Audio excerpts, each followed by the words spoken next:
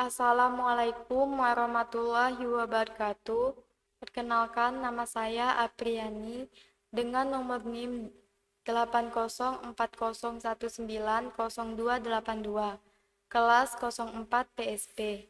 Di sini saya akan mempresentasikan tugas pengganti kuis mata kuliah Keamanan Sistem Informasi. Baiklah, akan saya mulai.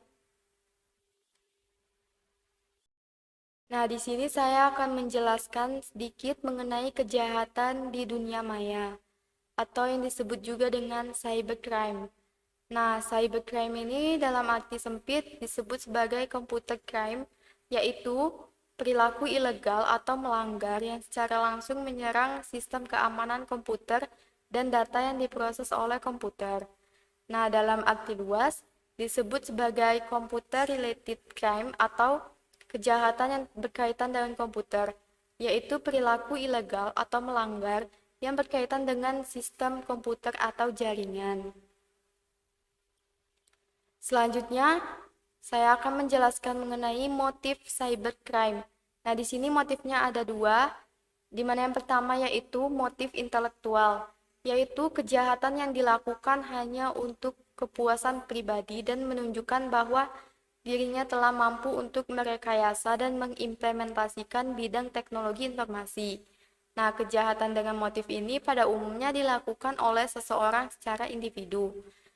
Yang kedua, motif ekonomi, politik, dan kriminal, yaitu kejahatan yang dilakukan untuk keuntungan pribadi atau golongan tertentu yang berdampak pada kerugian secara ekonomi dan politik pada pihak lain. Nah, karena memiliki tujuan yang dapat berdampak besar, kejahatan dengan motif ini pada umumnya dilakukan oleh sebuah korporasi. Di sini korporasi itu maksudnya adalah sebuah organisasi atau perusahaan. Nah, adapun 10 kejahatan yang pernah terjadi dalam keamanan sistem informasi di Indonesia beserta solusi dari pemerintah atau penegak hukum Indonesia yaitu sebagai berikut. Yang pertama ada pencurian data pengguna akun internet milik orang lain pada Bank BCA. Nah, kasusnya seperti dunia perbankan dalam negeri juga digegerkan dengan ulah Stephen Haryanto yang membuat situs asli tetapi palsu layanan perbankan lewat internet BCA. Lewat situs-situs aspal, jika nasabah salah mengetik situs asli dan masuk ke situs-situs tersebut, identitas pengguna atau user ID dan nomor identifikasi personal atau PIN dapat ditangkap. Tercatat sebanyak 130 nasabah tercuri data-datanya. Namun, menurut pengakuan Stephen pada situs Master Web Indonesia, tujuannya membuat situs plesetan adalah agar publik memberi perhatian pada kesalahan pengetikan alamat situs, bukan mengeruk keuntungan. Nah, banyak nasabah BCA yang merasa kehilangan uangnya untuk transaksi yang tidak dilakukan. Ditengarai, para nasabah itu kebobolan karena menggunakan fasilitas internet banking lewat situs atau alamat lain yang membuka link ke klik BCA, sehingga memungkinkan user ID atau PIN pengguna diketahui. Namun, ada juga modus lainnya, seperti tipuan nasabah telah memenangkan undian dan harus mentransfer sejumlah dana lewat internet dengan cara yang telah ditentukan penipu, ataupun saat kartu ATM masih di dalam mesin, tiba-tiba ada orang lain menekan tombol yang ternyata mendaftarkan nasabah ikut fasilitas internet banking, sehingga user ID dan password diketahui orang tersebut. Modus kejahatan ini adalah penyalahgunaan user ID dan password oleh seseorang yang tidak punya hak. Nah, motif kegiatan dari kasus ini termasuk ke dalam cybercrime sebagai kejahatan abu-abu. Kasus cybercrime ini merupakan jenis cybercrime unauthorized access dan hacking cracking. Sasaran dari kasus ini termasuk ke dalam jenis cybercrime menyebab hak milik. Sasaran dari kasus kejahatan ini adalah cybercrime menyerang pribadi. Adapun solusi yang diberikan dari pemerintah Indonesia yaitu dengan menggunakan enkripsi untuk meningkatkan keamanan, yaitu dengan mengubah data-data yang dikirimkan sehingga tidak mudah disadap. Dari plain text diubah menjadi ciphertext, seperti yang pernah Bapak ajarkan pada materi sebelumnya. Nah, untuk meningkatkan keamanan authentication atau penggunaan user ID dan password, penggunaan enkripsi dilakukan pada tingkat soket. Hal ini akan membuat orang tidak bisa menyadap data atau transaksi yang dikirimkan dari server www atau World Wide Web. Nah, salah satu mekanisme yang populer adalah dengan menggunakan Secure Socket Layer atau SSL yang mulainya dikembangkan oleh Netscape. Selain server www dari Netscape, server www dari Apache juga dapat dipakai karena dapat dikonfigurasikan agar memiliki fasilitas SSL dengan menambahkan software tambahan seperti OpenSSL. Nah, yang kedua ini adalah penyerangan terhadap jaringan internet KPU atau Komisi Pemilihan Umum, di mana kasusnya seperti jaringan internet di Pusat Tabulasi Nasional Komisi Pemilihan Umum sempat down atau terganggu beberapa kali. Nah, KPU menggandeng kepolisian untuk mengatasi hal tersebut. Nah, kata Ketua Tim Teknologi Informasi KPU yang bernama Husni Fahmi di kantor KPU tersebut, cybercrime kepolisian juga sudah membantu. Domain kerjasamanya antara KPU dengan kepolisian. Nah, menurut Husni, tim kepolisian pun sudah mendatangi Pusat Tabulasi Nasional di Hotel Borobudur, Jakarta Pusat. Mereka akan mengusut adanya dugaan kriminal dalam kasus kejahatan dunia maya dengan cara meretas. Nah, di mana ia mengatakan kamu sudah melaporkan semuanya ke KPU dan cybercrime sudah datang. Sebelumnya, Husni menyebut sejak 3 hari dibuka, pusat tabulasi berkali-kali diserang oleh peretas. Sejak hari lalu dimulainya perhitungan tabulasi, sampai hari ini kalau dihitung-hitung, sudah lebih dari 20 serangan. Nah, seluruh penyerang itu sekarang sudah diblokir alamat IP-nya oleh perusahaan Telkom. Tim Teknologi Informasi KPU bisa mengatasi serangan karena belajar dari pengalaman pada tahun 2004 lalu, di mana ia mengatakan memang sempat ada yang ingin mengubah tampilan halaman tabulasi nasional hasil pemungutan suara milik KPU, tetapi segera ia antisipasi. Nah, kasus tersebut memiliki modus untuk mengacaukan proses pemilihan suara di KPK. Motif kejahatan ini termasuk ke dalam cybercrime sebagai tindakan murni kejahatan. Hal ini dikarenakan para penyerang dengan sengaja untuk melakukan pengacauan pada tampilan halaman tabulasi nasional hasil dari pemilu. Kejahatan kasus cybercrime ini dapat termasuk jenis data forgery, hacking cracking, sabotage and extortion, atau cyber teroris. Sasaran dari kasus kejahatan ini adalah cybercrime menyerang pemerintah, atau bisa juga dengan cybercrime menyerang hak milik. Nah, adapun solusi yang diberikan pemerintah Indonesia ada dua. Yang pertama yaitu dengan menggunakan kriptografi, yaitu seni menyandikan data. Data yang dikirimkan disandikan terlebih dahulu sebelum dikirim melalui internet. Di komputer tujuan, data dikembalikan ke bentuk aslinya, sehingga dapat dibaca dan dimengerti oleh penerima. Di mana hal ini dilakukan supaya pihak-pihak penyerang tidak dapat mengerti isi data yang dikirim. Dan yang kedua, memerlukan dukungan lembaga khusus untuk memberikan informasi tentang cybercrime, melakukan sosialisasi secara intensif kepada masyarakat, serta melakukan riset-riset khusus dalam penanggulangan cybercrime. Yang ketiga, kasus BPJS Kesehatan yang terjadi pada bulan Mei 2021. Nah, kasusnya seperti pada akhir Mei, situs milik Badan Penyelenggara Jaminan Sosial atau BPJS Kesehatan yakni bpjs-kesehatan.go.id, diduga diretas. Data milik 279 juta penduduk Indonesia diduga bocor dan dijual di forum online bernama Rate Forums. Data yang dijual seharga 0,15 Bitcoin atau sekitar 84,4 juta kurs 20 Mei 2021 yang berisikan nick, nomor ponsel, email, alamat, hingga gaji. Nah, menurut pendalaman yang dilakukan oleh Kementerian Komunikasi dan Informatika, dapat disimpulkan bahwa sampel dataset tersebut diduga kuat identik dengan data milik BPJS Kesehatan.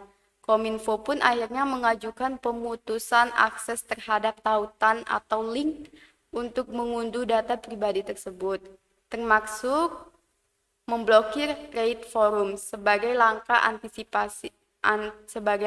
antisipatif mencegah penyebaran data yang lebih luas. Nah, terkait dugaan kebocoran data ini, BPJS Kesehatan, Kominfo, dan BSSN atau Badan Cyber dan Sandi Negara sempat disebut akan gugat lewat Pengadilan Tata Usaha Negara atau PT-UN oleh tim periksa data. Nah, salah satu tuntutan dalam gugatan tersebut adalah penggugat atau tim periksa data mendorong dilakukan asesmen atau penilaian terhadap dampak kebocoran data dan menyampaikannya ke publik. Nah, adapun solusi yang diberikan oleh pemerintah Indonesia yaitu ada dua. Yang pertama, memerlukan kesadaran dan kewaspadaan dari seluruh pengelola data, pengelola sertifikasi, dan transaksi elektronik untuk betul-betul peduli dengan keutuhan, keamanan, keselamatan, dan perlindungan rahasia data pribadi, di mana setiap pengelola data memiliki struktur sendiri-sendiri, memiliki pola data sendiri-sendiri ini yang harus dijaga, di mana pengelola data selalu melakukan pengecekan trafik data dan menjaga keamanan cyber mereka. Nah, yang kedua ini ekosistem harus dibangun, kerjasama solid antara pengelola data swasta dan pemerintah, yaitu dengan otoritas berwenang seperti Kominfo dan Badan Cyber dan Sandi Negara atau BSSN dengan lembaga pengguna itu harus dijalin. Selanjutnya, yang keempat adalah situs Sekretariat Kabinet Rakyat Indonesia yang terjadi pada bulan Juli 2021. Nah, ini situs Sekretariat Kabinetnya. Nah, kasusnya situs Sekretariat Kabinet Republik Indonesia yang beralamat di setkap.go.id juga menjadi target sasaran serangan dari peretasan dengan metode deface, di mana secara sederhana metode ini memungkinkan peretas atau hacker mengubah tampilan halaman web target peretasan. Perubahan tersebut bermacam-macam, seperti mengganti font website, memunculkan iklan yang mengganggu, bahkan peretas juga dapat mengubah tampilan keseluruhan web sasaran. Nah, pada 30 Juli 2021, situs tersebut diretas dan tidak bisa diakses. Kemudian, situs tersebut berubah tampilan menjadi hitam dengan foto yang menampilkan demonstran membawa bendera merah putih, di mana di bawahnya tertulis keterangan Padang Black Hat 2 Unknown Illusion Team Punit by Z Fat Lutifik. Seperti gambar sebelumnya. Ini ada gambarnya, kemudian tulisannya. Nah, polisi menduga peretasan ini dilakukan demi keuntungan ekonomi.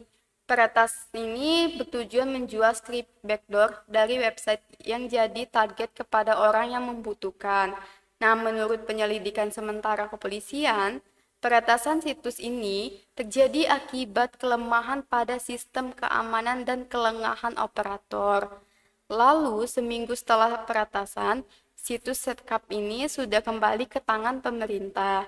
pihak Setcap memastikan tidak ada dokumen rahasia pada situs tersebut.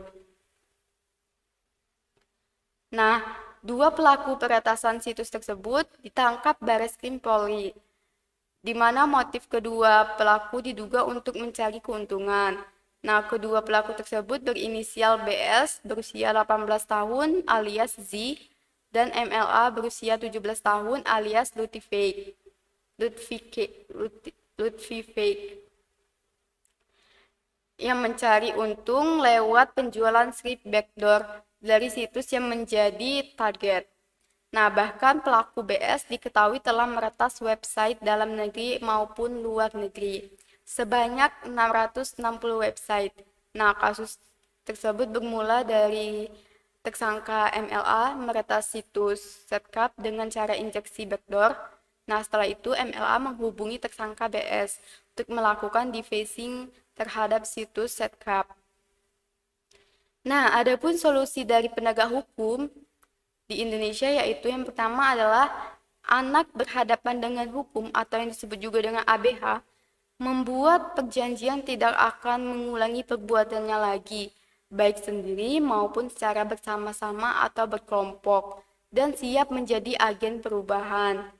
Dan ABH tersebut wajib melakukan pelaporan secara berkala ke Bapas Padang, Sumatera Barat selama 3 bulan dengan mengikuti kegiatan bimbingan, kepribadian, kemandirian yang ada di Bapas Padang. Yang kelima, kasus e-hack Kemenkes yang terjadi pada bulan Agustus 2021. Di mana kasusnya seperti aplikasi Electronic Health Alert atau e-hack buatan Kementerian Kesehatan atau Kemenkes yang memiliki data sebanyak 1,3 juta masyarakat Indonesia yang tersimpan di aplikasi e-hack disebut bocor. Nah, aplikasi e-hack sendiri merupakan kartu kewaspadaan kesehatan versi modern, ya, dan menjadi salah satu persyaratan wajib bagi masyarakat ketika bepergian di dalam maupun di luar negeri. Nah, kasus kebocoran data e-hack ini pertama kali diungkap oleh peneliti keamanan cyber dari VPN Mentor yang menemukan kebocoran data di aplikasi e-hack pada 15 Juli lalu. Di mana VPN Mentor mengklaim aplikasi e-hack tidak memiliki protokol keamanan aplikasi yang memadai, sehingga rentan ditembus atau hack oleh pihak tidak bertanggung jawab. Pengembang e-hack tersebut menggunakan database Elasticsearch yang kurang aman untuk menyimpan data. Kasus ini tidak hanya mengungkap data pengguna e-hack, tapi juga seluruh infrastruktur terkait dengan e-hack, seperti data tes COVID-19 yang dilakukan penumpang, data pribadi penumpang, data rumah sakit, hingga data staf e-hack. Nah, pihak Kemenkes membenarkan bahwa sumber kebocoran data tersebut berasal dari mitra dan aplikasi e-hack yang lama. Nah, namun pemerintah sudah tidak menggunakan aplikasi tersebut sejak 2 Juli 2021.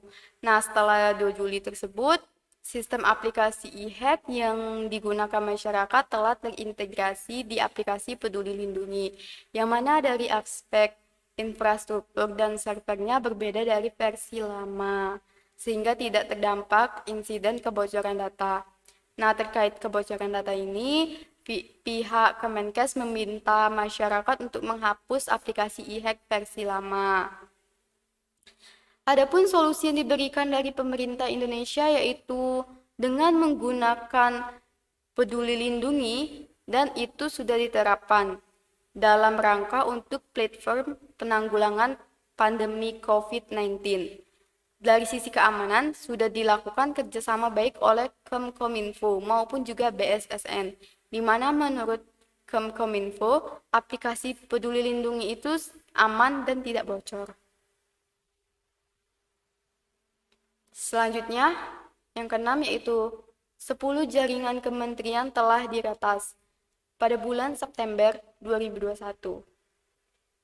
Nah, kasusnya pada September 2021 diberitakan sekelompok peretas dari Cina dikabarkan telah berhasil membobol sistem jaringan internal milik 10 kementerian dan lembaga negara Indonesia, di mana sistem jaringan internal milik 10 kementerian dilaporkan telah diretas.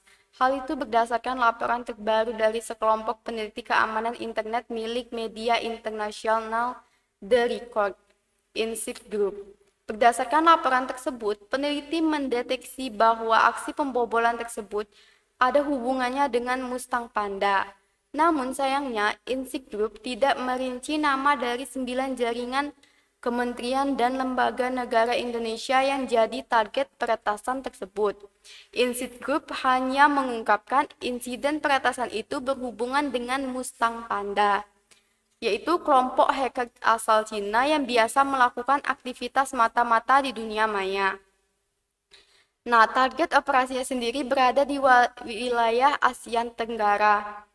Insight Group mendeteksi adanya server pengendali perintah atau yang disebut dengan CNC milik grup Mustang Panda yang menjalankan malware berjenis PlugX. Server itu berkomunikasi dengan beberapa host yang kemungkinan telah terinfeksi di dalam jaringan internal milik pemerintah Indonesia. Nah, adapun solusi yang diberikan dari pemerintah Indonesia, yang ini ada 3 solusinya. Yang pertama yaitu dengan melakukan security assessment di sistemnya masing-masing, lalu memperkuat pertahanannya, mengupgrade sumber daya manusia, membuat tata kelola pengamanan cyber yang baik untuk institusinya masing-masing. Yang kedua, melakukan penetration test secara berkala untuk mengecek kerentanan sistem informasi dan jaringan. Nah, ini dilakukan tes penetrasi. Dan yang terakhir, menggunakan teknologi honeypot, di mana ketika terjadi serangan, maka hacker akan terperangkap pada sistem honeypot ini, sehingga tidak bisa melakukan serangan ke server yang sebenarnya. Nah, selanjutnya yang ketujuh yaitu situs Pusmanas milik BSSN telah diretas pada bulan Oktober 2021. Nah, gambar situs yang diretasnya seperti ini. Ada tulisan hacked by the MX1 Day. Kasusnya situs milik Sekretariat Kabinet Rakyat Indonesia, situs milik Badan Cyber dan Sandi Negara atau BSSN ini juga jadi korban peretasan hacker dengan teknik device pada Oktober 2021. Adapun situs milik BSSN yang berhasil dibobol hacker adalah Pusat Malware Nasional atau Pusmanas. Nah, menurut BSSN, situs tersebut berisi data mengenai laporan atau informasi malware. Nah, ketika itu, pakar keamanan cyber Pratama Persada sebelumnya mengungkapkan serangan terhadap situs BSSN tersebut diunggah akun Twitter dengan handle @son1kali777, di mana unggahan tersebut memperlihatkan situs Pusmanas BSSN yang sudah dihack dengan teknik device, di mana halaman pada situs tersebut menampilkan tulisan hack by MX1D seperti gambar sebelumnya. Ini ada tulisan hack. Nah, selain itu di halaman tersebut hacker juga menuliskan bahwa aksi peretasan ini dilakukan untuk membalas pelaku yang diduga dari Indonesia yang telah meretas website negara Brazil. Terkait insiden ini, BSSN langsung melakukan penanganan setelah situsnya mengalami serangan device. Nah, penanganan tersebut dilakukan oleh Computer Security Incident Response Team atau CSIRT BSSN. Nah, solusi dari pemerintahan Indonesia ini ada 2. Yang pertama yaitu BSSN harus mempunyai rencana mitigasi atau BSP,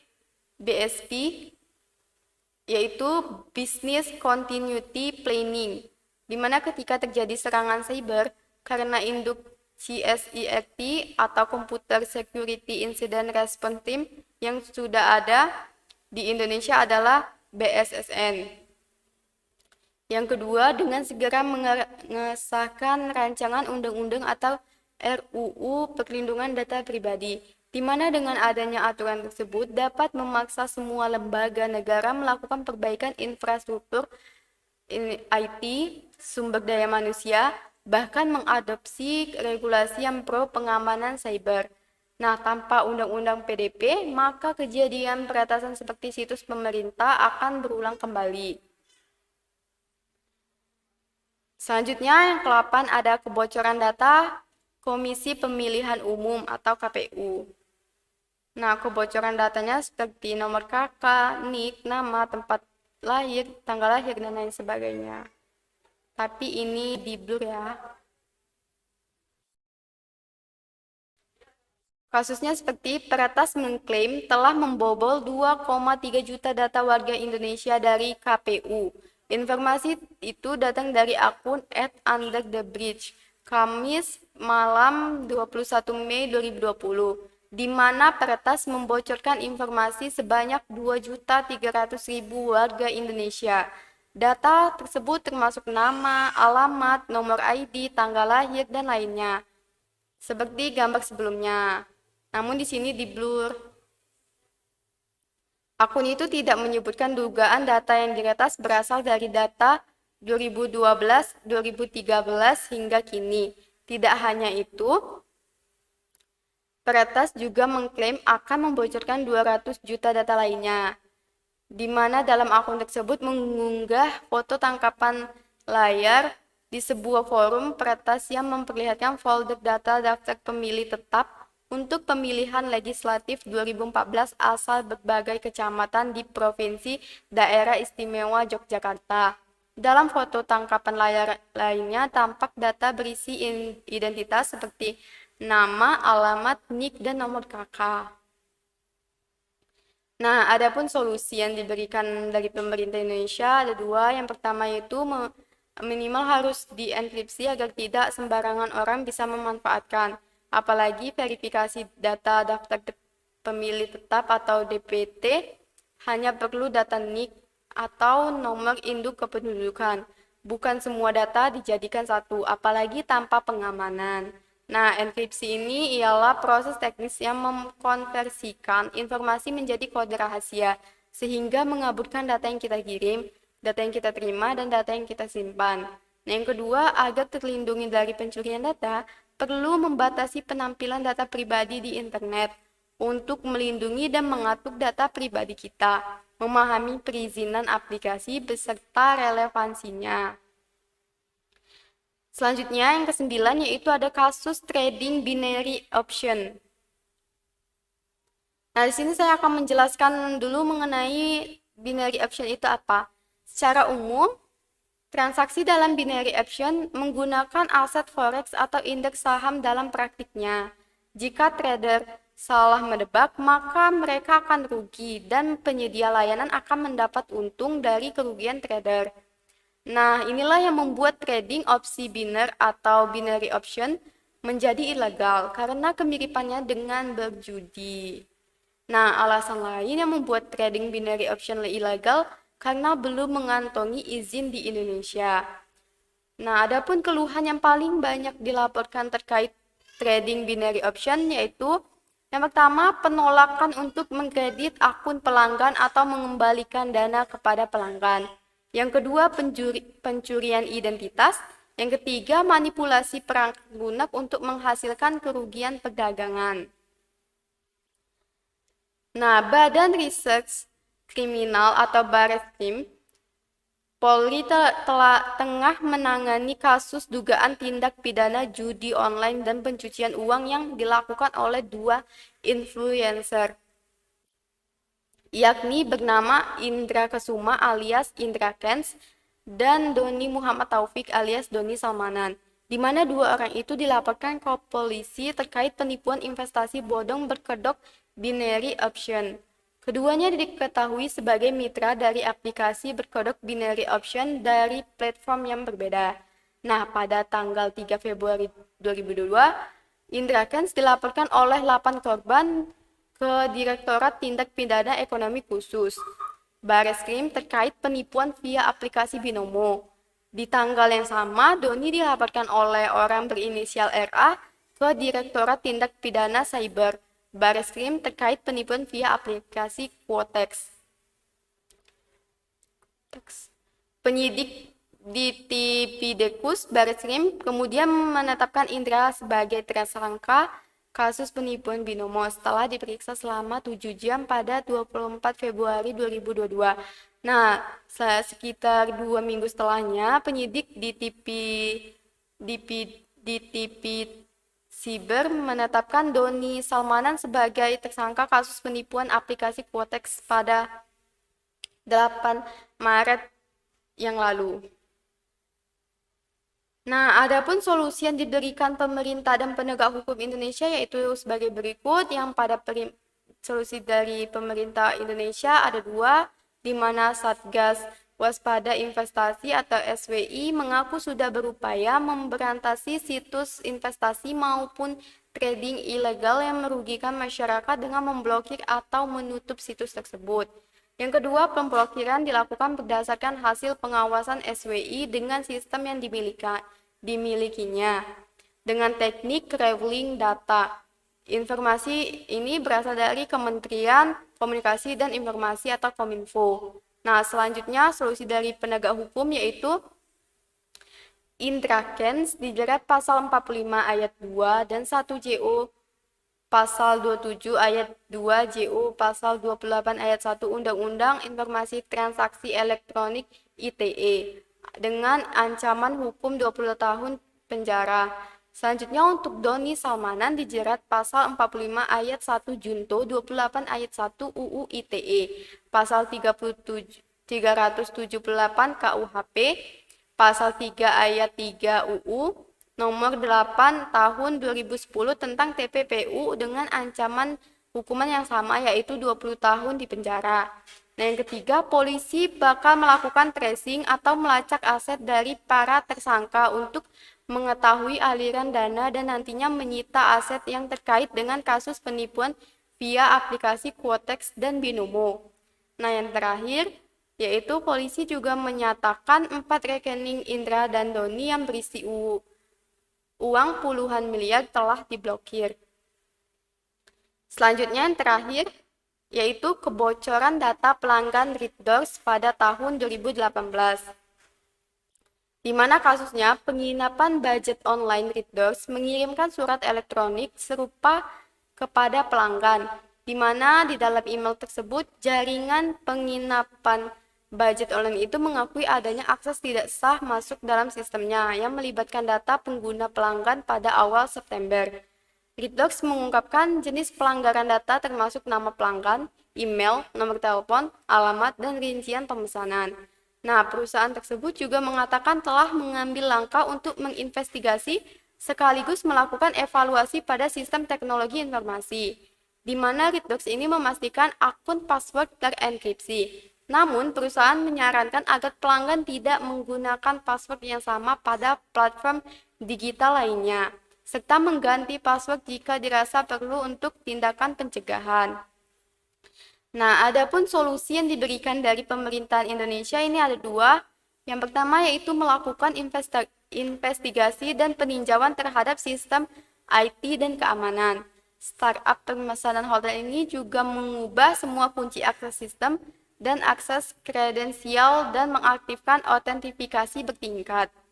Nah, yang terakhir, meninjau semua parameter keamanan dan terus memantau serta waspada jika terjadi serangan lebih lanjut.